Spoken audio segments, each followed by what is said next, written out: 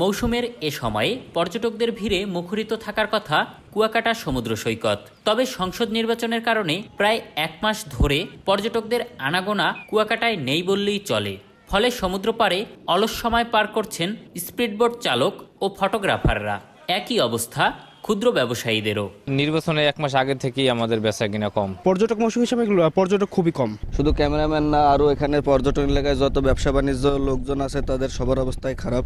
তবে একাদশ জাতীয় সংসদ নির্বাচনের মধ্য দিয়ে আবারও ক্ষমতায় আওয়ামী লীগ আশায় আশার আলো দেখছেন পর্যটন সংশ্লিষ্টরা। যে পর্যটক আসবে থাকবে, ঠিক আছে, এগুলা অবশ্যই করবে তারা আর কি। মাস্টার প্ল্যান এগুলো এখন বাস্তবায়িত হলে আমরা অনেক উপকৃত হব।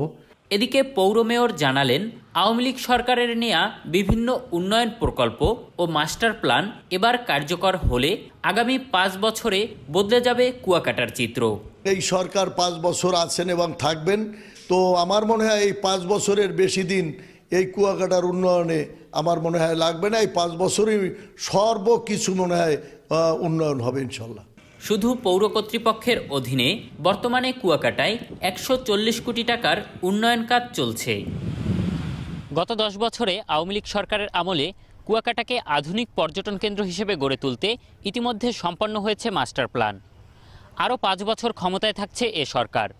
তাই মাস্টার প্ল্যান বাস্তবায়নের মাধ্যমে কুয়াকাটা হবে আন্তর্জাতিক মানের পর্যটন কেন্দ্র, এমনটাই মনে করছেন পর্যটন সংশ্লিষ্টরা। এম এ আজিম, সময় সংবাদ, কুয়াকাটা।